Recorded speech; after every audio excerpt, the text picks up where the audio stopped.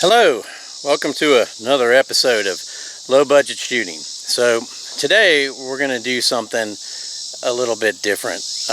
Well, it consists of shooting targets, so it's not so much different. But anyways, I'm a member of the Colt Collectors Association. You ought to do it. It's pretty good for like $40 a year.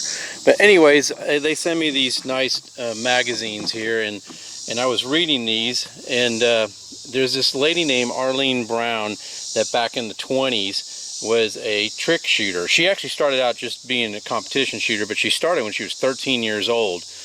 And then she got into like carnivals and stuff, shooting 22s, 38s and all that.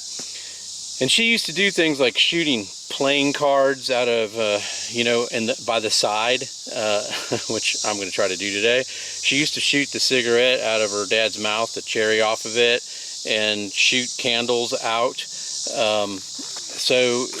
Anyways, I'm gonna attempt to do some of those things here. She also used to shoot mothballs. I don't have mothballs, so I'm going to be using golf balls, and we'll go from there. Now, the type of firearm that she was using back in the day would be something a lot like this. She was using an officer's target model. This is a police positive, and this one right here that I have is from 1907, and it shoots a 38 short. I'm not going to be using that today. This one, like I said, is from 1907, and it does shoot, and it's accurate. I've shot it before, but it's more a collector's piece, so I won't be using it today. But what I will be using is I'm going to be using a 38, which will be this 38 right here, which was made in 1948. I decided to get the flashy one because we're going to be doing, like trick shooting today, so we have to have that. This is a pre-model 10. These are real stag grips on here with Smith & Wesson on them, which is, what I understand, hard to find. They only made them from like the 40s to the 60s, and then Smith & Wesson got out of it. This gun was a beat up mess when I got it. I think I paid about $300 for it, and I just did a lot of polishing to get it back up. So that shoots this round. The next one, I acquired a Model 27 2, and I know in an earlier video on 357 Magnum Day I had my pre-model 27, but this is a Model 27 2 that was made in the 70s. I just got through re-bluing it because there was a lot of places in it that looked really bad. And this one has the target trigger on it and the bigger grip. And so that's going to shoot the 357 Magnum round. And then I just acquired this beast. This is the 500 Magnum with a 4-inch barrel. And I'm going to try to split a playing card with this thing. And that shoots this big old bullet. And then lastly, I'm going to use the 4570. This is a Magnum Research BFR. I got this about a year ago. I only paid $900 for it in an auction, and that shoots this big old 4570 cowboy round. And by the way, I always let you guys know I paid $950 for this one just recently in an auction. And when I get through shooting this thing, I already have one with an 8-inch barrel I use for hunting. I'm going to sell this one. So I failed to mention one thing. Arlene did most of her trick shooting from 45 paces. And to give you some idea how far that is, if you look back here by where my shooting bench is, and I don't have the zoom on here, that's almost to that shooting bench is 45 paces from the targets I have set up over here. I'm going to be shooting from about 20 paces because I am doubtful I'm going to hit any of these items.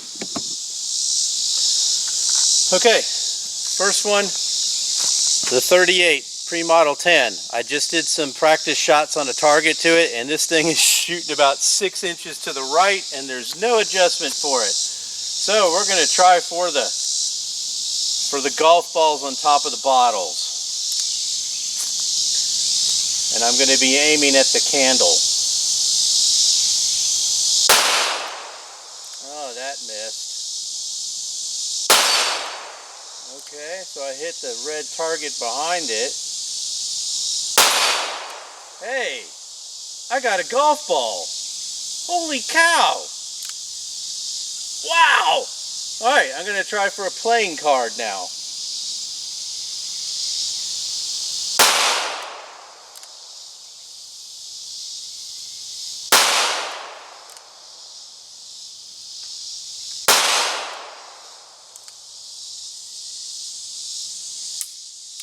Okay. That's pretty cool. I did not think that was going to happen. Alright, in reviewing, I missed the playing card, obviously. I didn't hit the golf ball. I hit just below it.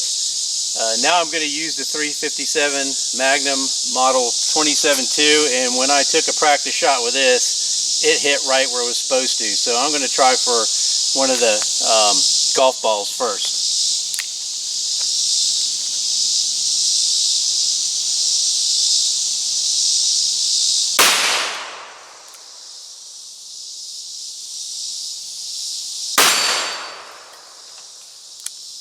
Okay, I don't know if I hit the golf ball or the bottle. Let's try for a playing card.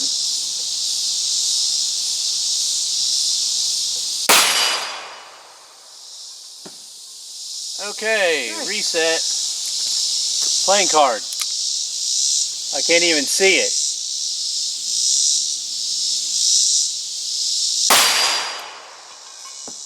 You know, that ain't gonna work with that steel plate behind there.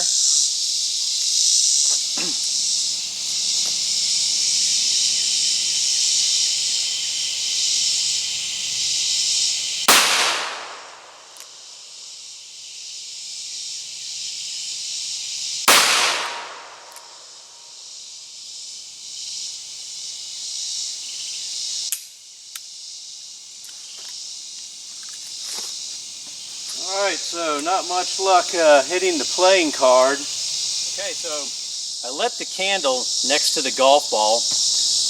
I shot some shots with this thing, and I held a perfect 1 foot group. So I'm really skeptical that I'm going to hit anything up there. Although I do have a theory about this flame lighting out.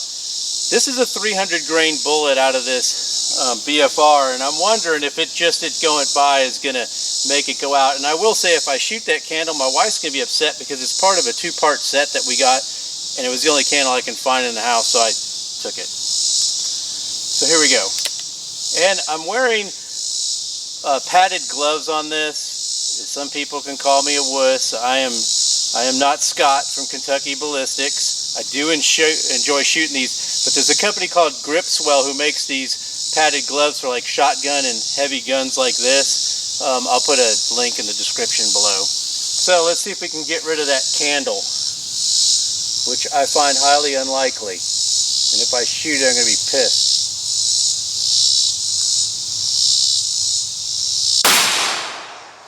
Well, I broke the steel plate behind it.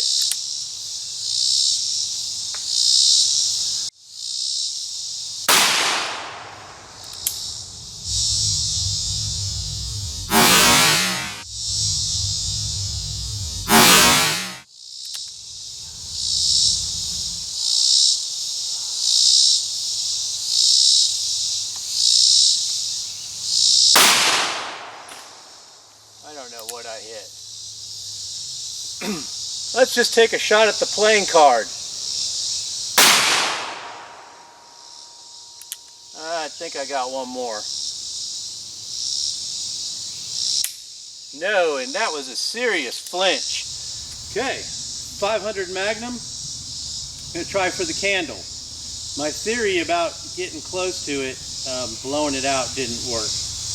And this gun shoots about 3 inches high. So, put one right on the candle.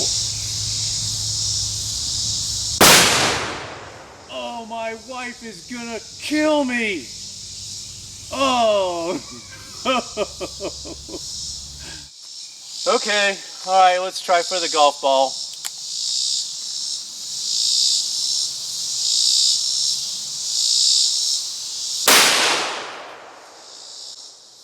Hey, the golf ball's still up there, but I'm going to go for a playing card now.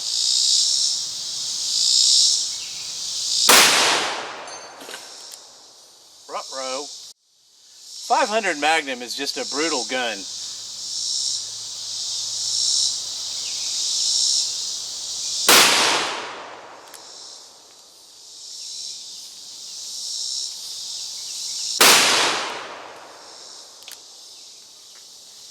And just to see how bad I flinch. Oh, I didn't. Okay, so I got an 8-inch version of this gun, and I'm going to tell you what. This thing right here kicks pretty good, but not as bad as I thought it was going to kick. I'm going to try to hit that playing card. I shot with the 500 Magnum. I mean, I can't believe it didn't touch the card, so I'm going to try 4 more shots on it.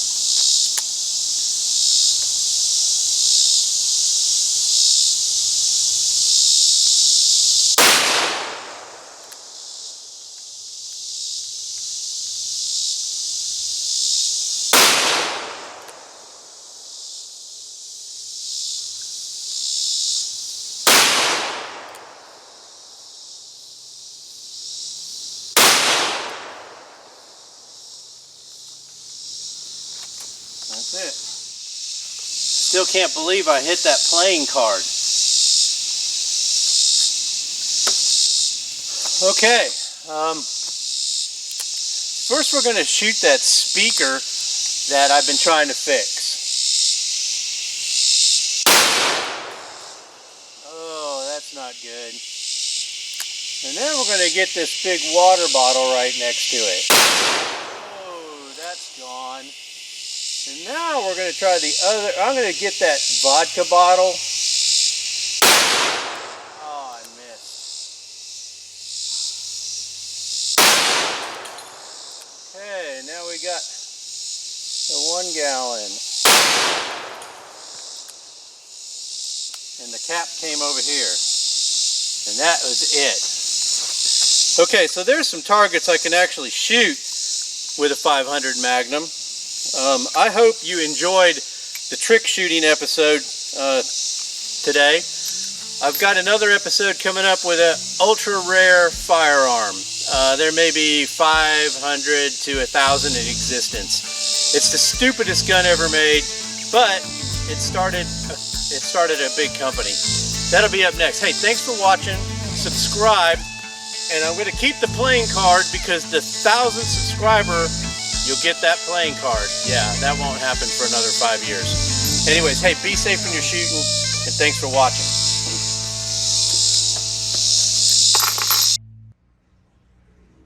Maybe my wife won't notice when she gets home.